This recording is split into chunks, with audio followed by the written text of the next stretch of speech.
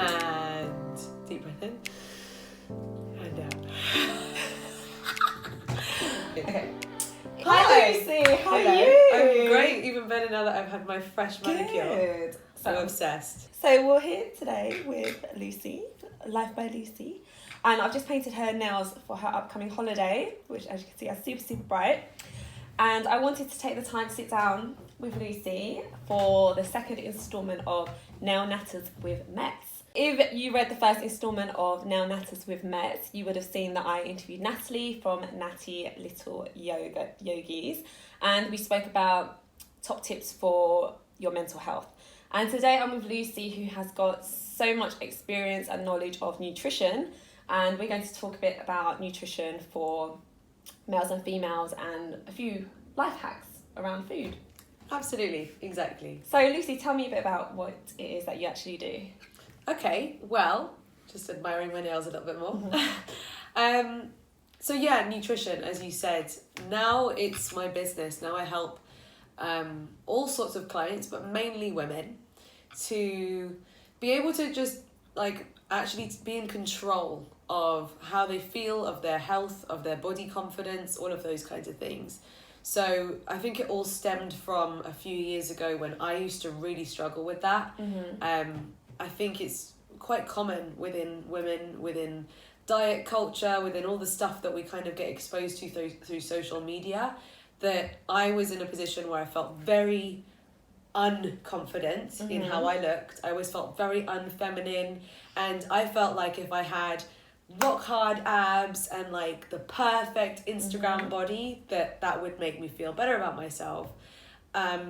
And you know, obviously, I'm a strong believer in if you want to be fit and if you want to take great care of your body, you should, because you only have one body. Take great care of it.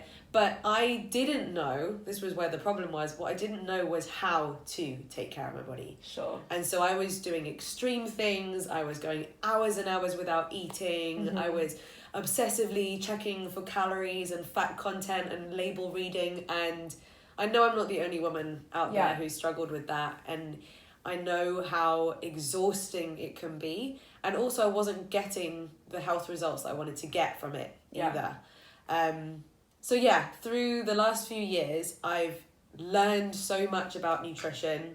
I've started working with the biggest nutrition supplement brand in the world, so that in itself, the supplements have massively made a difference, because obviously now every day, and this is what I help my really busy clients with, even if you are super busy, if you've just got, if you've got the kids in the school run or a busy office job and you're commuting and you don't have time for things like a nutritious breakfast, getting the right supplements at the right time can just guarantee that your body's still getting everything that it needs.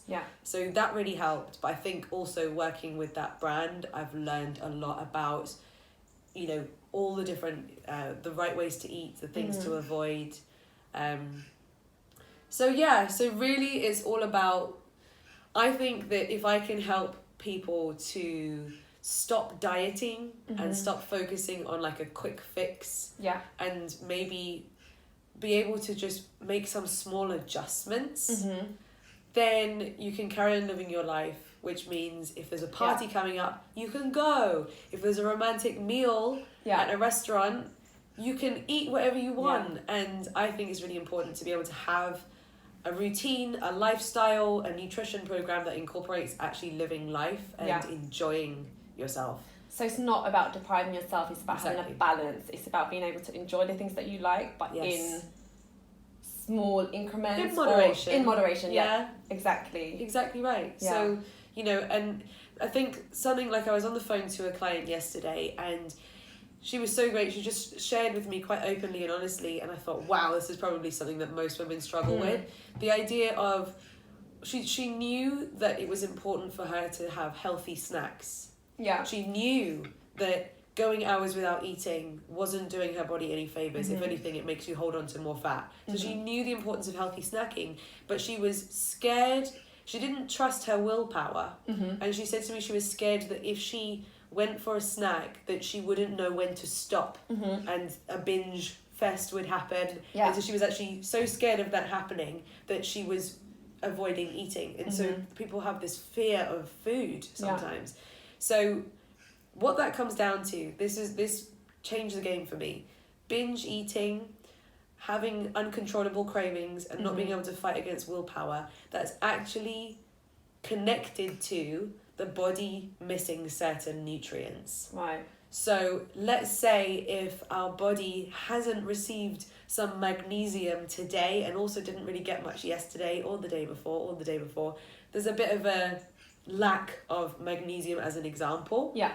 So what the body does is it sends a message to the brain saying, hey, something's missing, can I have some more nutrition please? Yeah. And unfortunately, it would be really cool if we could crave things that contain magnesium. Yeah. But instead, the things that have more of a control over the mind are sugar and salt, because they're very addictive. Yeah. So when that message goes to the brain, we crave sugar or salt are the two most popular cravings. Yeah.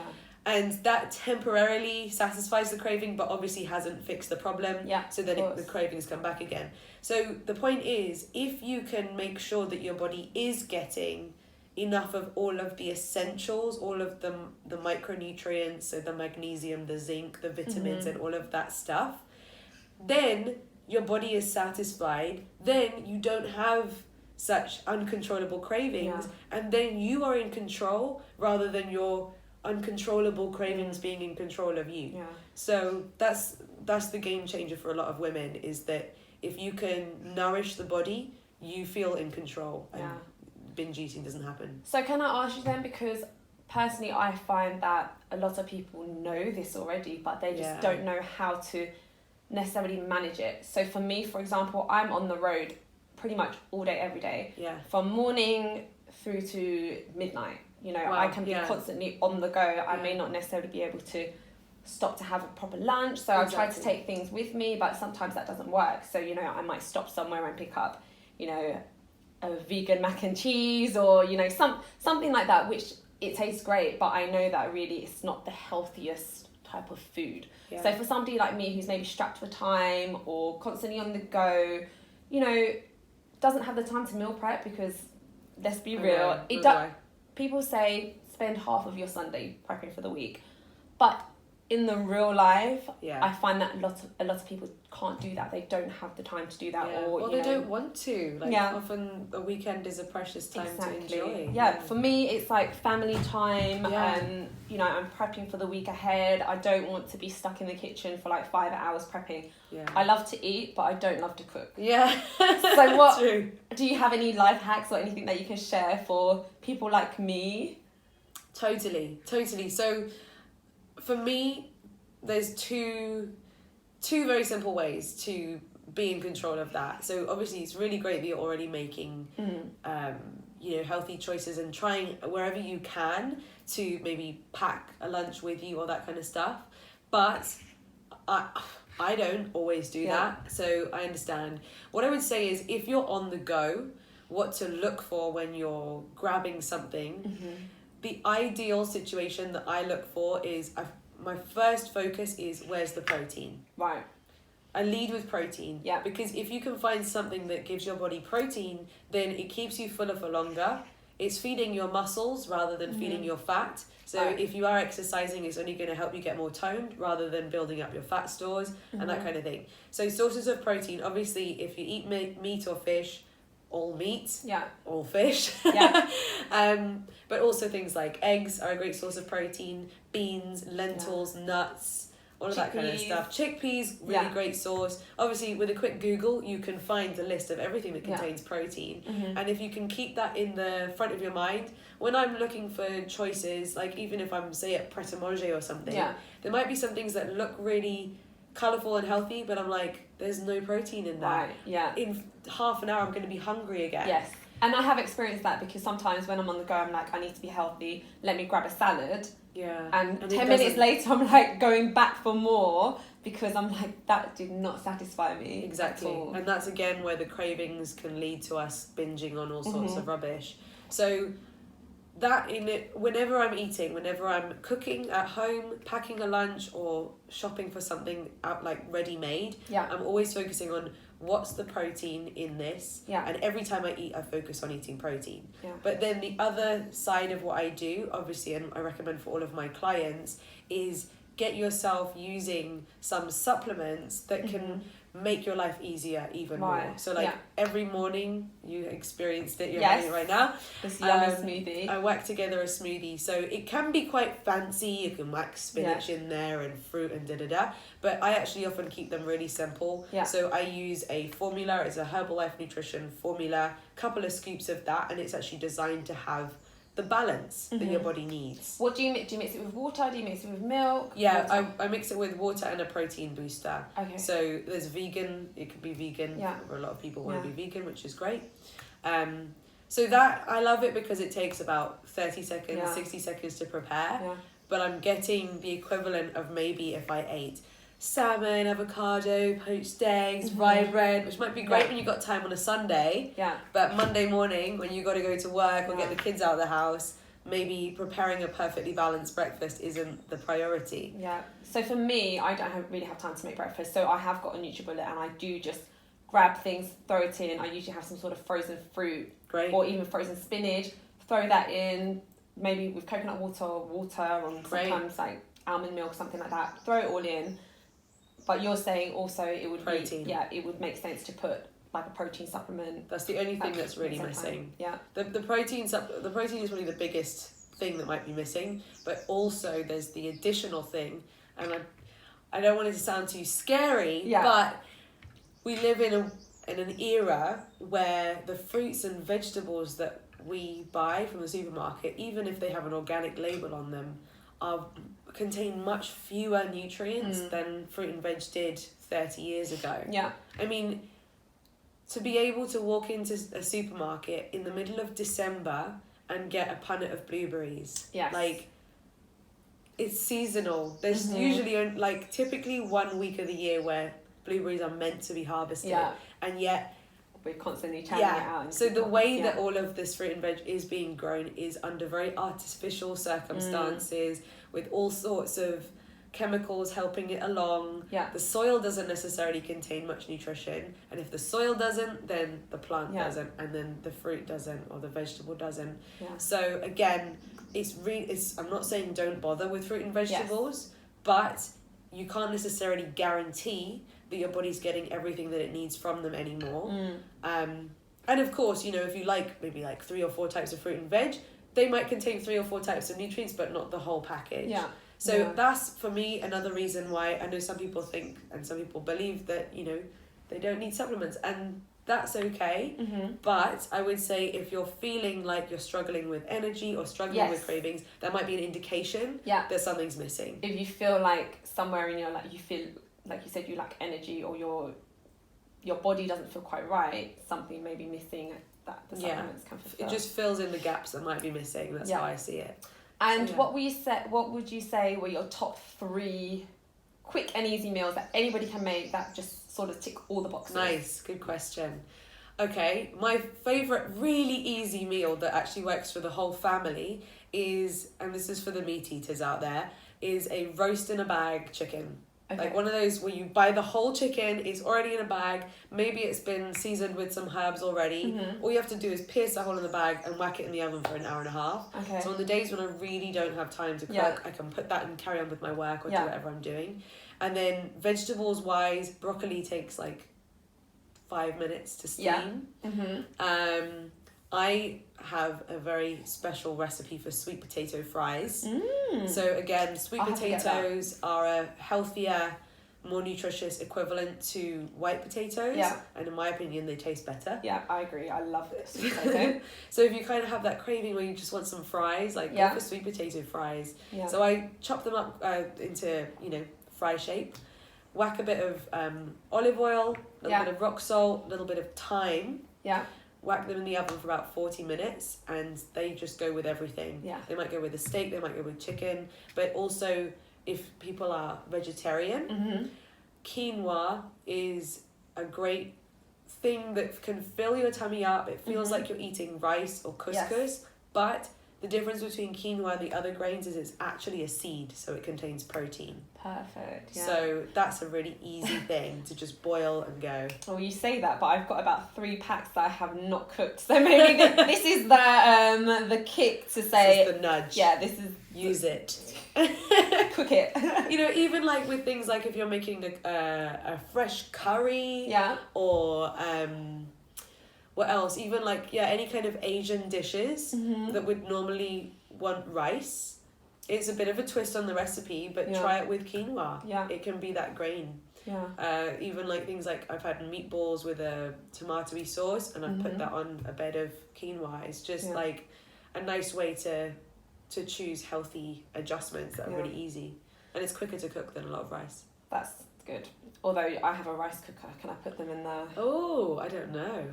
I might try that. But brown rice is also great. I do love brown rice, but I find that sometimes it can be quite dry, so I have to put a lot more water, and I like to put a bit of coconut milk or coconut cream to make it a bit more coconutty.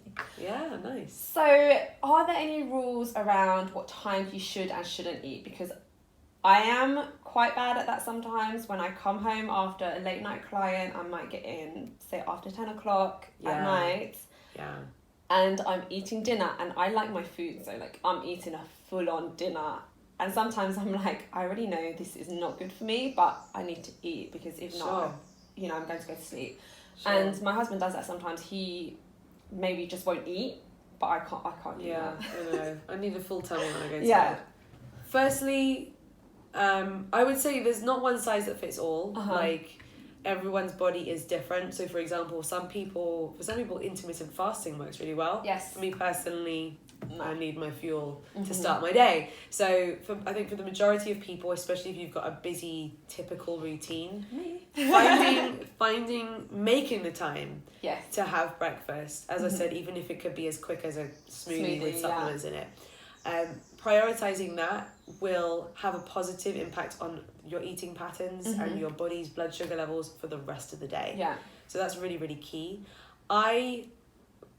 What got me from the negative cycle to a positive cycle where I was actually then seeing results and dropping body fat and feeling toned, the changes that I made was I went from eating very infrequently and then a lot whenever I did eat to changing it to little and often. Okay. So breakfast, mid-morning snack, lunch, mid-afternoon snack, dinner is my personal routine that I find works for me. I think most people do find that there is a time before lunchtime comes along when you feel like you need to eat something. Yes. And also, there's a time between lunch and before dinner, usually around 3-4 p.m, when, oh my God, you maybe have a bit of a crash, or, you crave some biscuits and you just want to grab something before dinner. So if that is the case, then we should listen to our bodies. Yeah. Society and culture and jobs and everything like that makes breakfast, lunch and dinner. But if you actually were to listen to your body's cycle, it wants food more little and often more regularly than that. Yeah. So if you can get into a habit of eating and fulfilling those mid-morning and mid-afternoon moments where you need to top up with, again, something that contains protein, that's really, really key. Your question about eating late at night, to be honest, I know sometimes it just can't be helped. I'm the same. Yeah. We both do pole together, and coming home after pole, I haven't had dinner yet, and it's like 10 p.m. So I feel you on that one.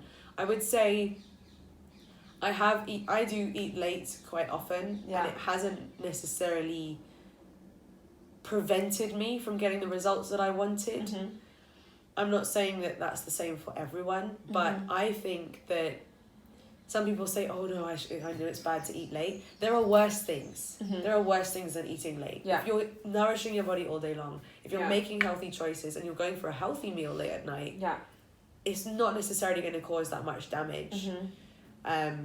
So I wouldn't worry too much about the late night eating as long as it's a nutritious meal. Yeah. Obviously, if you're just like, I understand sometimes when it's late at night and you're just so hungry and you just eat any old crap, then maybe that's not the best thing to have before you're about to go to sleep. But late night is okay. My go-to fast meal is like a halloumi wrap, which tastes so good because I pack it with loads of like fresh vegetables and like salads, but also I eat a lot of the halloumi, so I'm also like, this is good but also really bad, you know. You think about all that salt and the fat in that, I'm like, but it tastes good, so I eat it anyway. Right. And you know, again, like, fat has got a lot of bad press, you know. We do need a certain amount of fat. Yes. Obviously there are different kinds of fats and it all can get a bit complicated, and I think the most simple way to look at it is if you're eating lots of greasy food, just think about how greasy your insides are. Yes. Yeah. And how much it blocks things up, and that's like a really simplified explanation. Yes.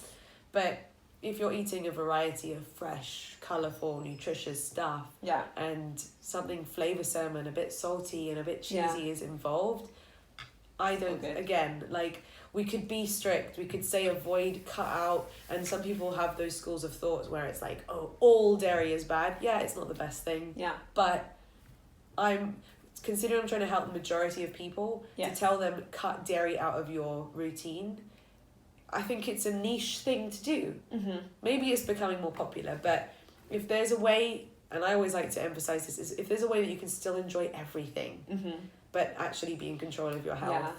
Don't worry about a bit of halloumi, even if it's sometimes a lot of halloumi. I mean, a few years ago I became pescatarian because I don't know what it was, just all of a sudden when I was eating meat, I didn't like the taste of it anymore, and I was like, why am I doing this to myself? If I don't like the taste of something, I'm just going to stop. Sure. And I feel like now sometimes when I'm eating fish, I'm like, I'm not sure about this, so I'll eat it reluctantly, and then I'm like, I'll just cut down on how much I'm eating because it just doesn't taste right to me anymore.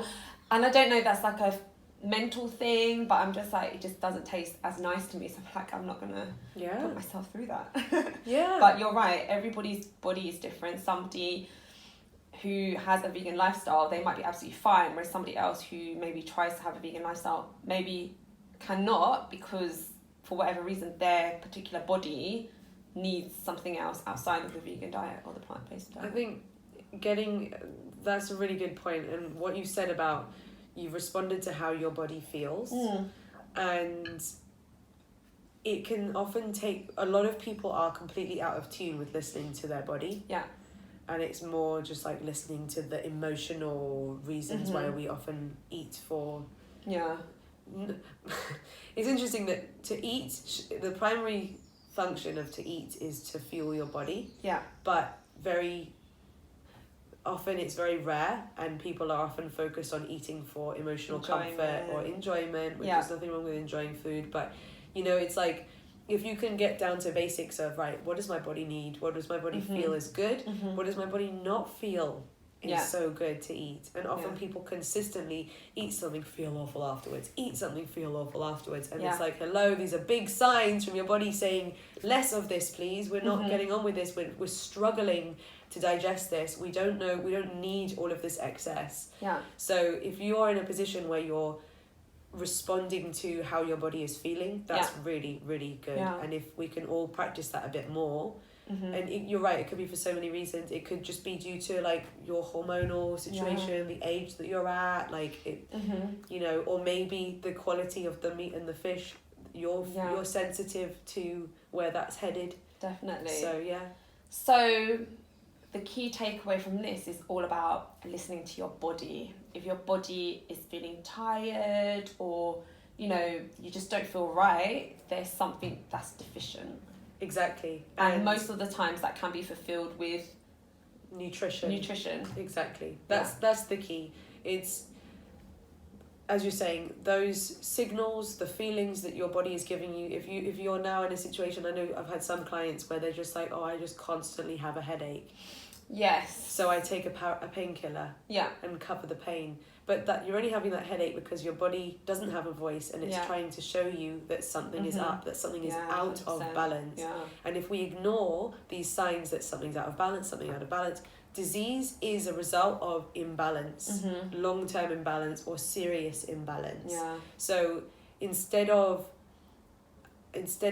perhaps covering it up, ignoring it, accepting it and not doing anything about it nutritionally, they say that 70 to 90% of visits to the doctor are things that could have been prevented and cured Yeah. by making different food choices, by nourishing the body at the root of the problem, rather than it reaching a point where then we medicate or it's too late to even do anything.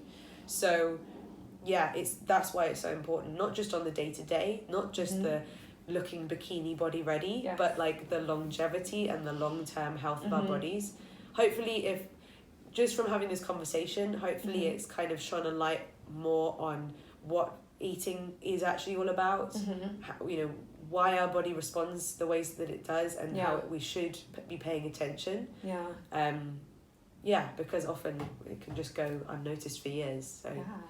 Oh, well, thank you, Lucy, for that. My and now pleasure. let's ask you a few questions about your nails. Yes! So tell us about your nail style. Well, as you can see, we can do a little close-up shot now.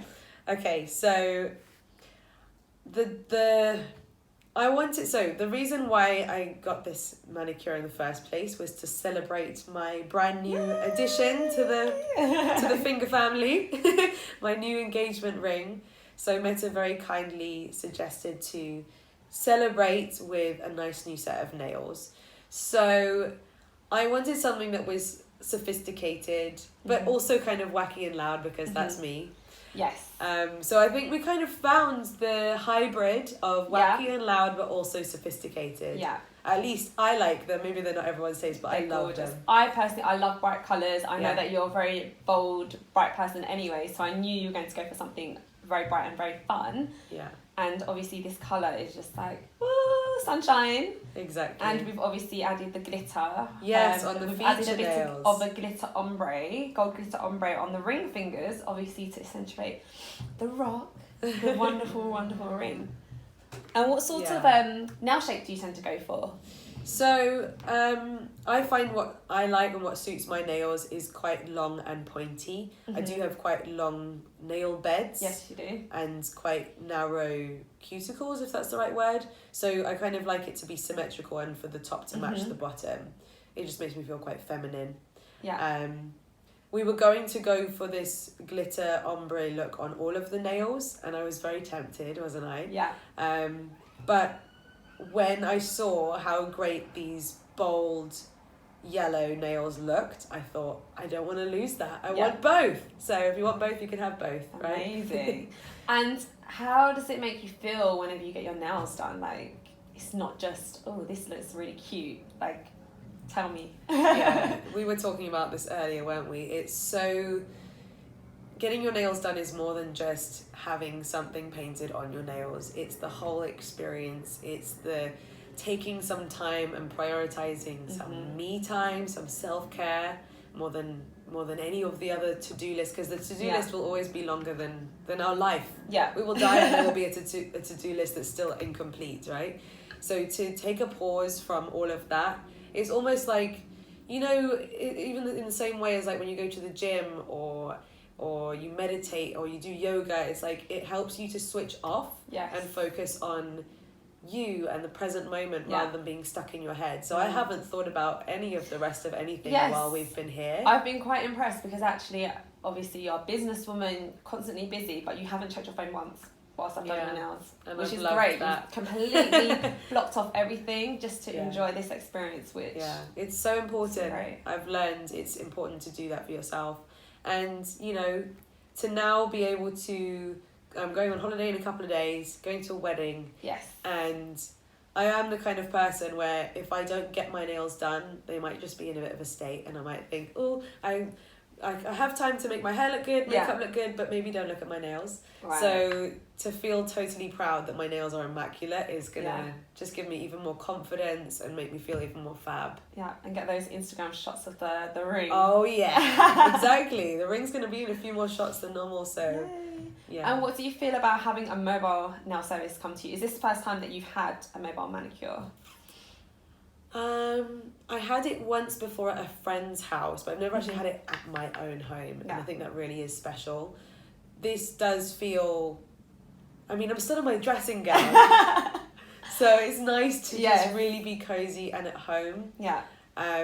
Obviously, it's probably not just the fact that it's at home, it's probably the fact that it's you as well. Like, you've made me feel very comfortable we've just chatted away about all sorts of things, haven't we?